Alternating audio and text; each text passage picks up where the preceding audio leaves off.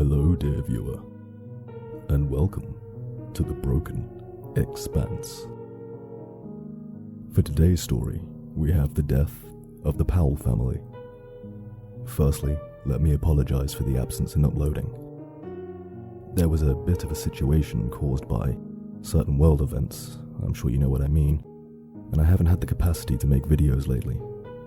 With that being said, all's well now, so sit back, turn off the lights, and let's get into the video.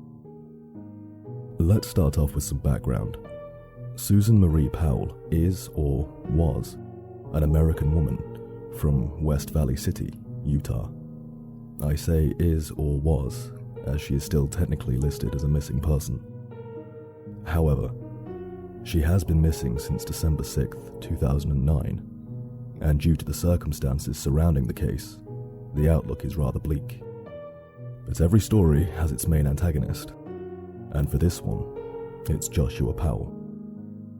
Joshua was born in Puyallup, which I hope I'm pronouncing properly, in Washington in January 1976, to what can only be described as a dysfunctional home. Joshua's parents, Stephen and Terica, were members of the Church of Latter-day Saints. However, later in 1992, when Terica filed for divorce from her husband, she claimed he wasn't exactly a model of virtue and decency, and in fact was constantly at odds with the church.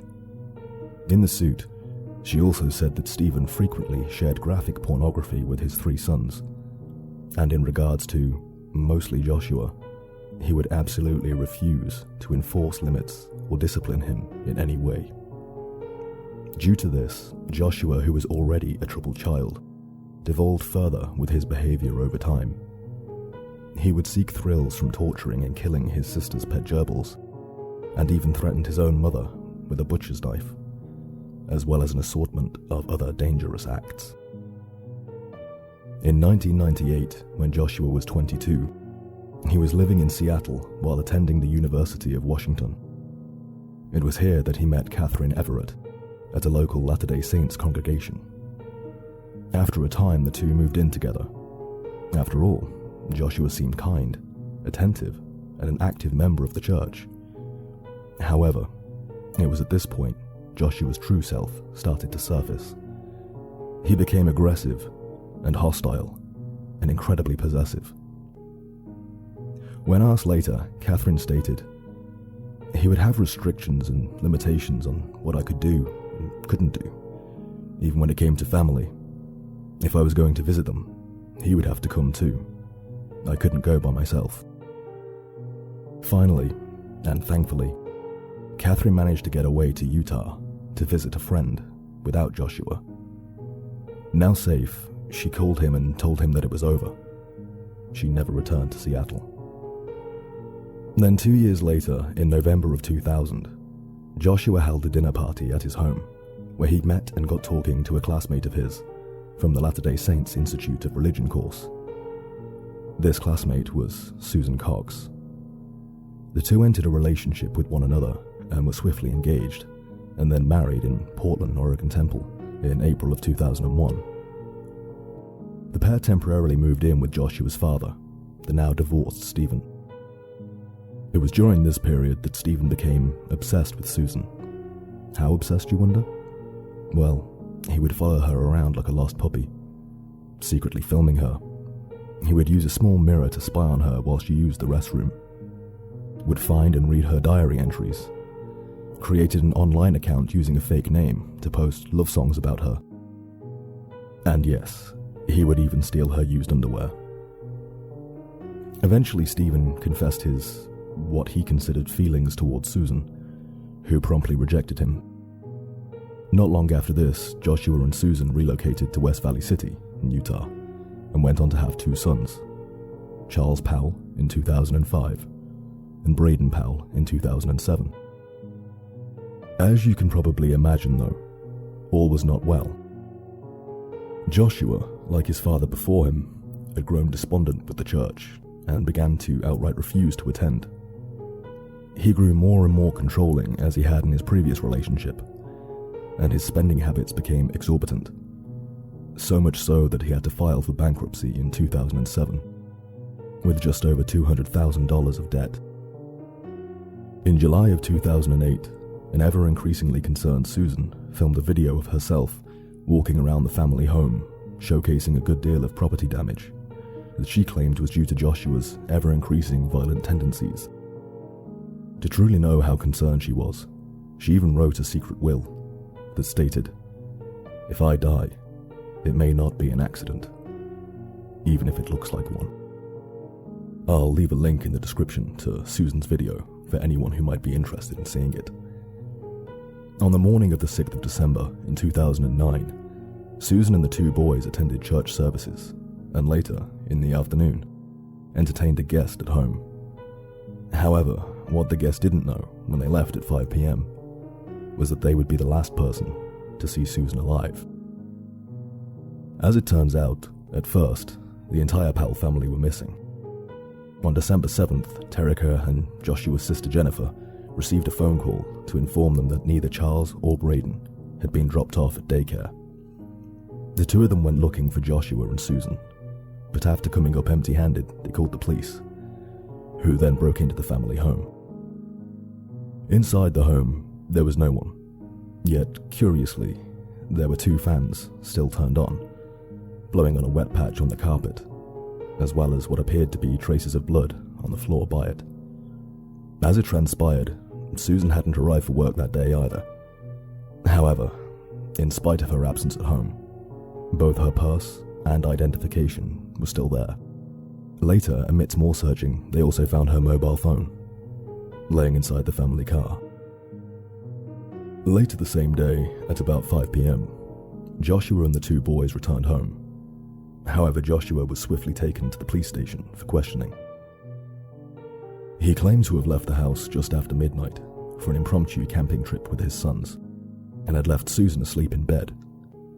This struck the police as extremely suspicious, as I'm sure it does you too.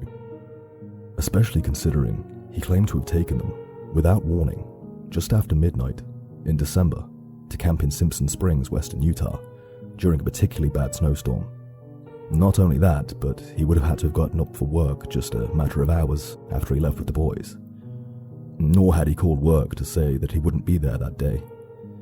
When confronted by these inconsistencies, all he could offer as an explanation was that he had mistaken the days and believed it to be a Sunday rather than a Monday. What a great excuse. The police, of course, checked out the area that Joshua had described to them, and, unsurprisingly, found no evidence of any camp. The police conducted a search of the Powell residence on the 9th of December. Not only were there blood splatters, which were identified to be Susan's, but also the blood of an unidentifiable male, as at this point the blood was no longer viable for a positive ID. As well as this, they also found life insurance policies taken out on Susan with a value of over $1.5 million, and a handwritten letter confirmed to be in Susan's handwriting, exclaiming her fear for her own life. Continuing their investigation, the police decided to question the eldest of the two sons, Charlie, who surprisingly backed up his father's story, with one minor difference. Charlie was insistent that his mother came with them, but did not return with them. Disturbingly, not long after, the youngest boy, Braden, drew a picture while at daycare, a picture of a car with 3 people. Under the circumstances, curious, the carer asked who the 3 people were.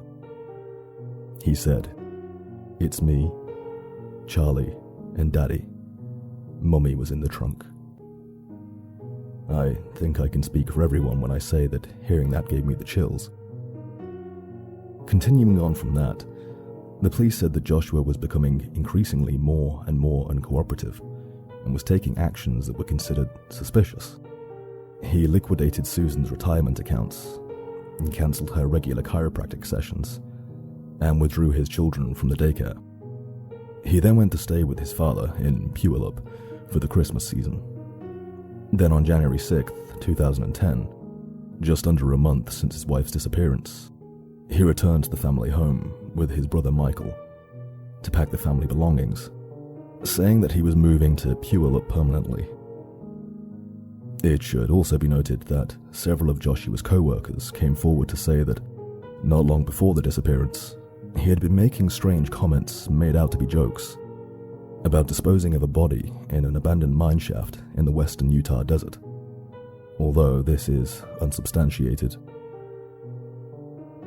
In Puyallup, Joshua lived with his 2 sons, his father Stephen, his 2 brothers Michael and Jonathan, and his sister Helena. Not long after this, a website, SusanPowell.com, was launched.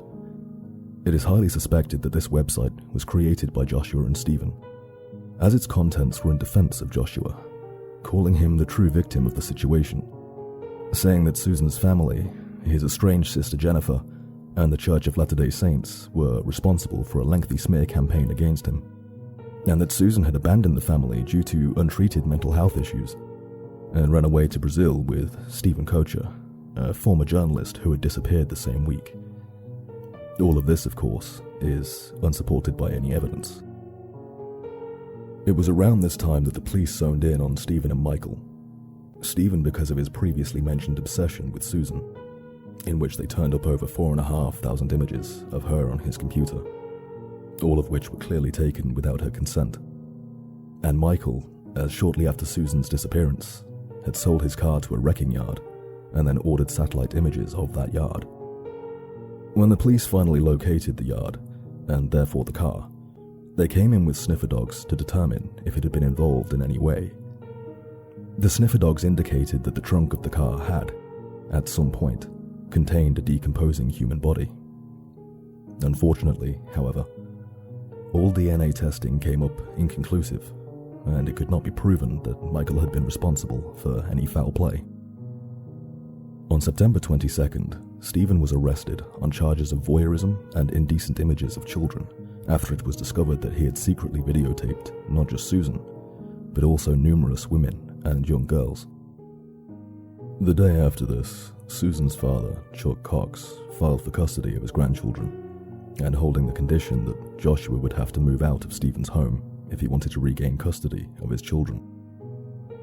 In late 2011, Joshua underwent several court-ordered psychiatric evaluations, which determined that he, in fact, did have adequate parenting skills, as well as a steady employment history and no criminal record.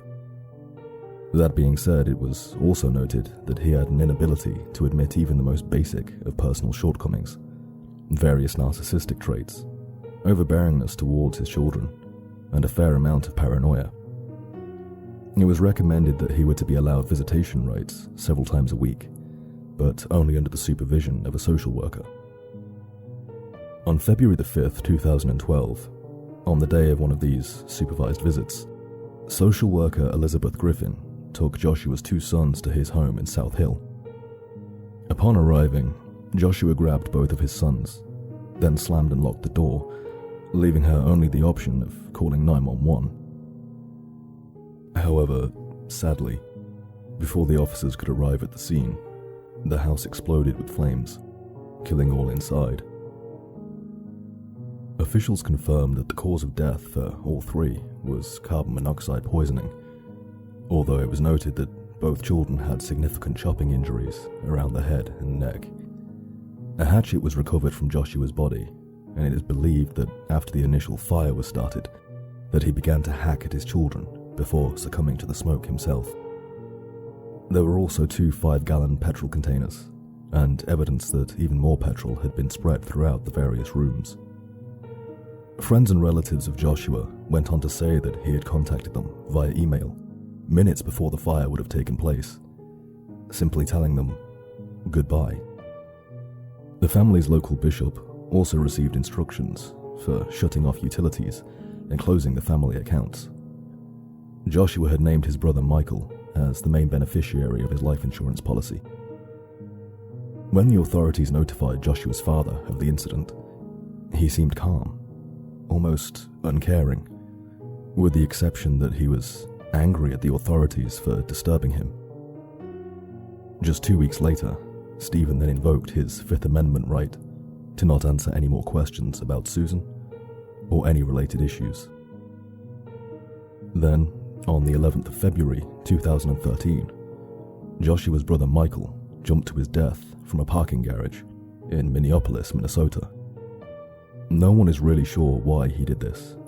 However, due to the incident in which he got rid of his car, and the subsequent detection by sniffer dogs that a decomposing body had been in the trunk, it is highly speculated, and I'm sure you'll agree, that he was involved in some way with the incident with Susan.